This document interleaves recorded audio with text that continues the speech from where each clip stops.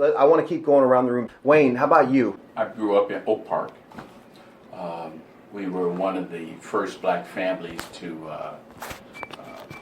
integrate Oak Park. So I had a great childhood, except for the police there. Great childhood. Mm-hmm. I mean, a great childhood.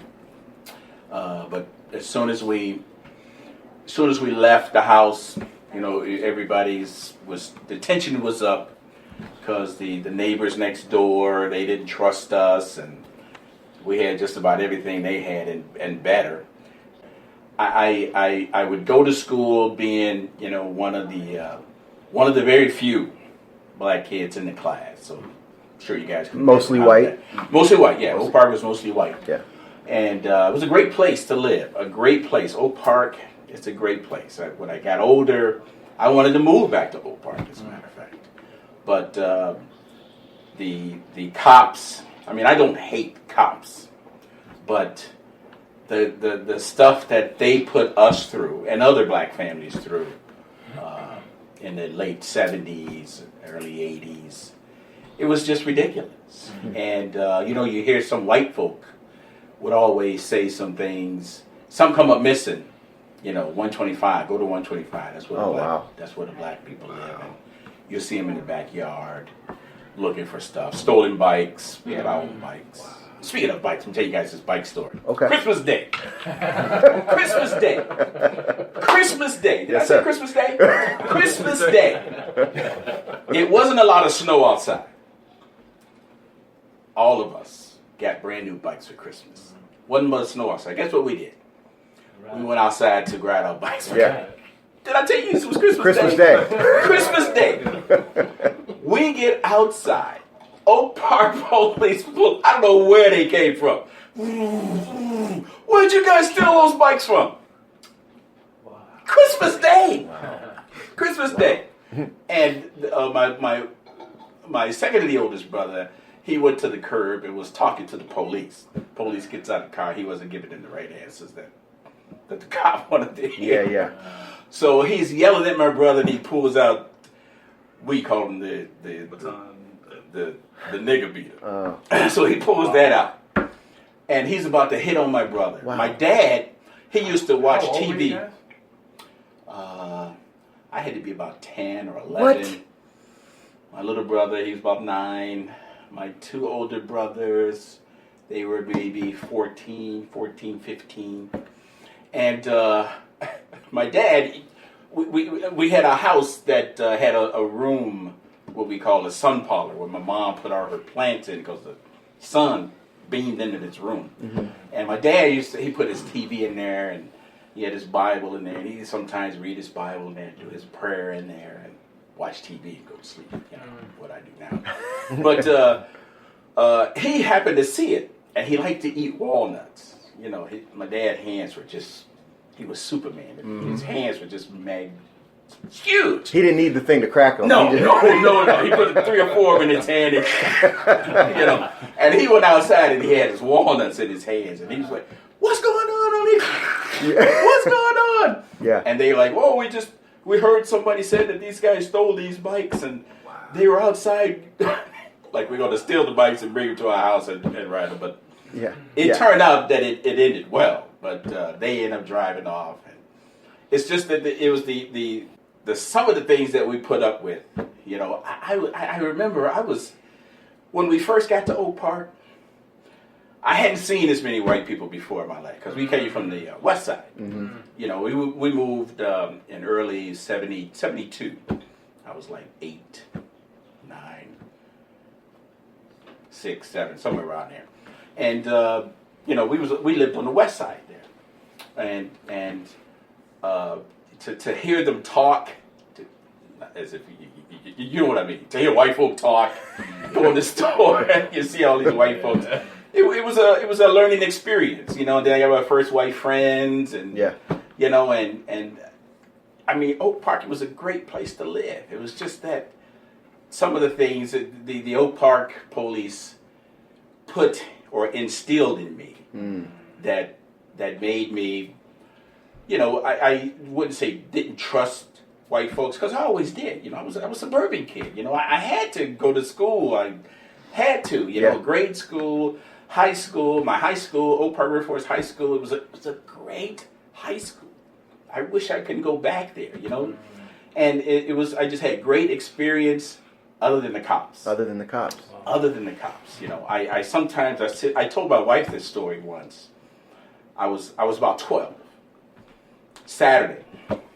Cleaners about to close. My mother wanted to get her dress before the cleaners closed so she could wear to church in the morning. I'm booking, man. Booking down Lake Street. We were at the border, Lake Street and Austin Boulevard. Mm-hmm. That's Oak Park and Chicago. Mm-hmm. But the Oak Park police, they saw me running. I'm just running. This cop, he pulls up on the sidewalk. So I run into the car. He grabs me, throw me in the car. How old are you then? I'm 12, about 12, running to the cleaners. He threw me in the car, and he took me to this lady's house. I live on the 100 block of Lombard. She lived on the 300 block of Lombard. And he took me inside. He told me to take my hat off. I remember I was ashamed to take my hat off. You're 12 years old. You're 12 years old. 12. I was ashamed to take my hat off because I hadn't brushed my head that day. And but I took it off anyway. And she looked at me, and she started bawling. White woman started bawling. That's him. So they took me away, and I said, "Well, what am I being charged for? What are you taking me for?" So it turns out she got raped by a black guy. I'm three blocks away, and somebody here. Keep talking. And he comes, and she says that I'm the one who did it, and they took me to the station. So he said, "Have you ever had a record before?" I said, "No, I've never had a record before." He said, "Well, you do now. You do now." Somehow, my parents had heard about this. So I was in this one room where he was writing up, or they were typing the record up there.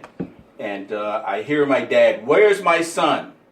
Where's my son?" I didn't hear the nuts cracking, but I heard, "Where's my son?" And my mom, I hear her crying, And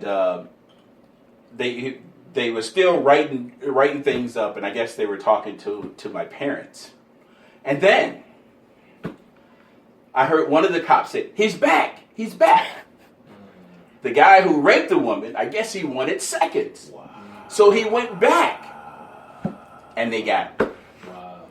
They got him. So they let me go. Did they say anything to you? No apology, no nothing. I heard my dad say, "Here, honey, take my wallet, because I'm about to go to jail, and you're going to have to bail me out." And she's like, no. We left. Wow. I got many stories like that, but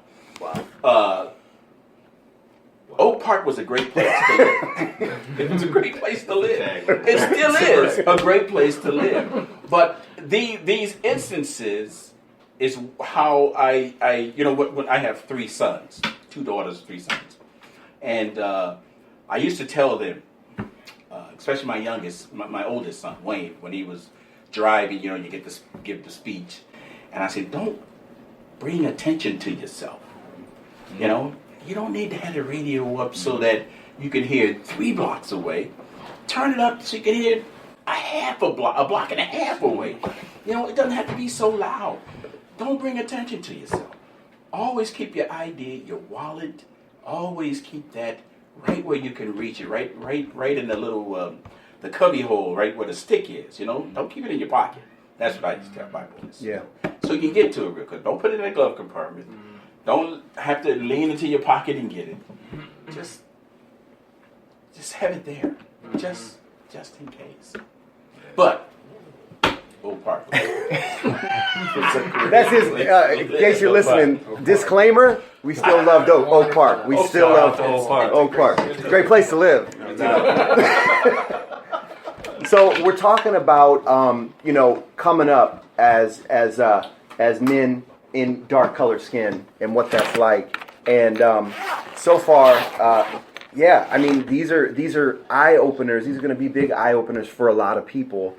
Wayne, I remember one day we were just hanging out. I think we were driving somewhere, and it was just I don't even know what we were doing, and I just told you, yeah, I watched District 9 last night. I think it was just a casual conversation, and he's always driving, and he's just cool. He maintains his cool, and he said, yeah, I just watched that District 9.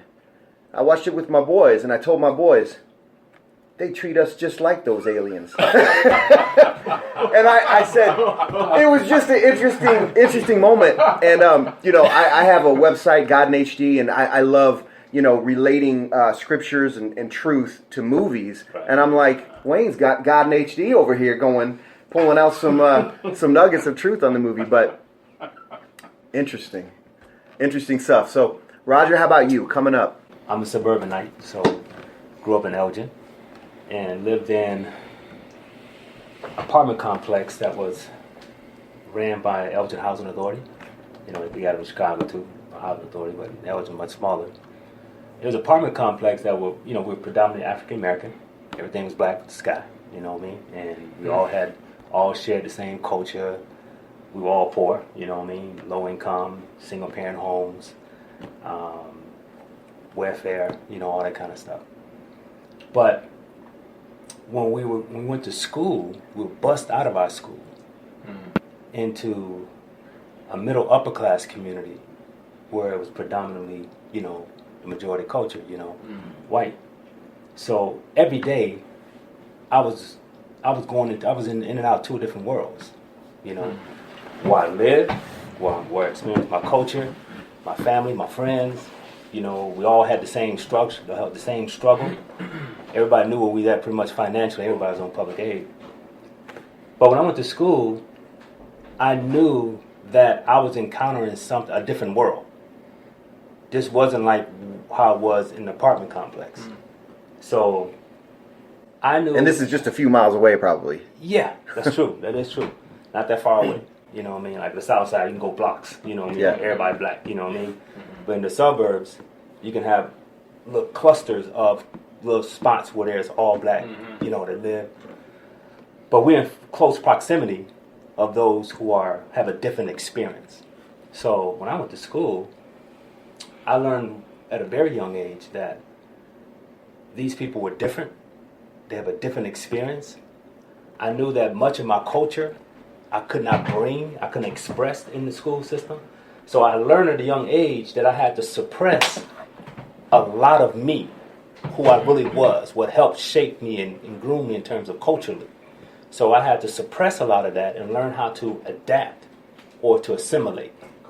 You see what I mean? I do some code switching at a young age. I didn't know that's what I was doing. You have a name, Rashad has a name for it. So when I go back to that word, survival. So I had to learn how to survive within the school system that was of the majority culture. I had to learn how to learn from them. They talk different. They interact. They communicated different than I did at home, than people did at home. So I had to suppress a lot of that in order to survive. Now I was very athletic, so people gravitated to me, kids. That's how I built my friendship, because I was fast and different things. So I want you on my team. So that's how my friendship came in terms of just my athleticism. Yeah. But also I was labeled early on. And they labeled me they put me in a class where there was kids who were immigrants. They came from various countries. A lot of them came from Mexico, that did not know English. English was their second language. So they was learning literally the ABCs of English. They put me in that class because I had something wrong with my speech. I was to speak, you say ebonics, speak real fast. I couldn't pronounce my S's very well. So they labeled me that I had a problem with speech. So at that point, I was ashamed. I didn't want no one to know that I could not speak very well. How old were you about? I was about 9. Okay. So I would sneak into the class. It was a class outside of class, like one of the rooms to the side. I sneak in there, then I sneak out because I was ashamed. I was embarrassed because here at school, they labeled me as someone that could not talk, could not speak. So they did not really explain to me or bring my mom into it and explain to me what it is that they're trying to work with me on. Yeah. They just put me in this classroom. And I'm sitting here looking at these people barely know English, and I'm like, I Why was am I confused. here? So how I was interpreting it as though, I'm a dummy. You feel me? So I'm in this classroom. So what happened is I went into what you would call selective mute. I began to shut down. Because, early on, in order to learn, one of the ways of learning to read is reading out loud. So already you told me I can't speak. So me reading out loud, I was embarrassed. So I wouldn't speak out when I got to school. I just got into a mute mode. So that caused me to fall back. I was definitely that child left behind in terms of my reading skills. Yeah. I fell back all the way up until my junior year in high school. At that moment, I was on mute. I would not speak out. I wouldn't talk. Better yet, read. I wouldn't read books. You follow me? So a lot of my academics was shut down. To progress as a student, it was shut down academically because I was labeled. And what it was is that I was speaking in a vernacular that we use in our own community. Everyone in my community that went back home, shoot, I was confident. I'm talking, I had friends. Yeah. I was free to be me. I didn't have to think twice. Yeah. But once I got to school, I had to think twice now. Wait a minute. I'm this black kid that's in the school. I can't read. I can't talk. Now all this stress is up on me. Yeah. You feel me? So in this world here, I felt like I was rejected. I wasn't fully received. At least they wasn't receiving me in terms of culturally. They wasn't receiving in terms of the way that I spoke. They didn't understand the vernacular and way I spoke. That doesn't mean that I'm dumb or ignorant. The people that I lived around were ignorant or unlearned or intelligent. Yeah. They had wit. It's just that we use a certain vernacular, just like we do, we're in the hood, different. We change up, we use certain words that we use in communicating. And I couldn't adapt to the academia standard of talking, so they labeled me. Yeah. See what I mean? So how did I get free of that? Because I didn't have a lot of confidence when I was around people that didn't look like me, the majority culture. I felt inferior. So it was that inferior complex that they was communicating to me without even saying it. See what I mean? Yeah. They were doing it and not even aware of it. That you actually degraded me. You treated me as, someone that is not normal. And they were saying that this is normal, but that's not normal. So I felt inferior for years. Then I got in church. How did I get free from that? When I got in church, predominant black church of God in Christ. That's what I kind of stumbled into. Came into Church of God in Christ. That's all black Church of God in Christ. So, what I mean? So, the pastor there, so culturally, I was able to adapt to that. I was able to resonate with that. Yeah. You follow me? So I didn't have to make a lot of switch. Yeah. Culturally, I was able to adapt to that. So the pastor allowed me to start reading, and he saw that there was something in me. You can speak, man. I think you can minister. He saw a gift on me, and I started reading the scripture. I gave a message. You know what I mean? Gave a little message, and I'm up there shaking because remember in school they told me you can't read. Yeah. Better yet, talk in front of people. Yeah. So I'm up there shaking, but this is what broke it. When we use the whole thing call and response in the African American congregation, call and response, it broke it because as I was reading and they saw me putting forth the effort, so my mother over here would say, "Hey, go ahead, baby." A brother, "Go ahead, my brother." So those encouraging words were coming, and it was affirming me. Yeah. It was encouraging me, Yeah. and it was building. It was Yeah. breaking me free of Yeah. something, a complex that was put on me. Yeah. In school, in the public school. So I was getting free, and my pastor would tell me, "Hey, you're going to get better the more you do it." And he just kept, every time I would speak, he'll pull me back in his office, and he'd just encourage me, just affirm me, and build me up. And then the people in the church, the mothers will pull me, the mother grab your hand and hold her, and they start holding on, you know what I mean? And they just rubbing you, and they praying for you, you know what I mean? Hey, you're going to be all right, And they Wonderful. just praying over me and blessing me and encouraging me, like, you can do it, you can do it. And I just started doing it, and before you know it, I started speaking in my school, and I got free of that, but it took all the way up to my junior year. So it was a lot of years that went by. Yeah. I saw that same thing being played on my son in the public school, the exact same thing. And how old Josiah now? Josiah's 11 now. 11. But what was happening was that they try to label him. They want to put him in English as a second, for real. Wow. English as a second That's language. ESL. Wow. That's not even And my a brothers coincidence. They saying that my son can't speak. I'm like, Josiah, you can speak a lot better than I can when I was at your age. Yeah. I was stuttering and all. Josiah speaks very well. I'm like, what's the does. problem here? What's going on? Yeah. So I would go and talk with them. Uh-huh. So I had to communicate with the lady. I say, let me let you know how my son learned, okay? Because you're having him reading books that he's not interested in, you know. And I look in the classroom, it's all white, like he's in a prison. You know what I mean? Like he on detention. So my son felt like going to that class was like a punishment. Even the thought of that classroom, even the thought of that teacher, not saying anything negative to her, but the thought of that teacher, because she represented it, Yeah. he would get depressed. He would get anxious. Anxiety. And they say, you got to pass this test and you got to get this certain score. Yeah. You know, so it wasn't inviting, so it was shutting my son down. Right. Yeah. You know, so just recently, you know, before school was out, I said, son, you know what? Let me work with you. And I started working with him. I said, man, you can do this. Let me show me the, you know, I told the lady, send me a sample test. Let me see what it is when you all test my son. I said, Josiah, you can do this. Mm-hmm. And I started working with him a little bit. He passed it. Mm-hmm. He moved on out of that. Beautiful. But the thing is that he said, Josiah will always say, they treat me as though I can't speak. Dad, I can read. Dad, I understand when and he was sincere. But when it was testing time, he would get extremely nervous. See what I mean? So the whole thing of embracing and receiving my son, even myself, when I was in the school system, receiving the whole person. Yeah. You know, culturally, in terms of how they speak, receive the whole student. Because when I came to the classroom, when I came to school, I knew there's a large percentage of myself I'm going to have to suppress. Wow. Because if I really show them who I am, I really express myself, I'm going to be rejected. So I have to learn how to survive within a system that wasn't accommodating of the culture in which I grew up in. Yeah, that is really interesting. I'm noticing definitely some commonalities, some threads. You know, Yeah. Oh, yeah. All easily. of them feeling me when I'm Yep.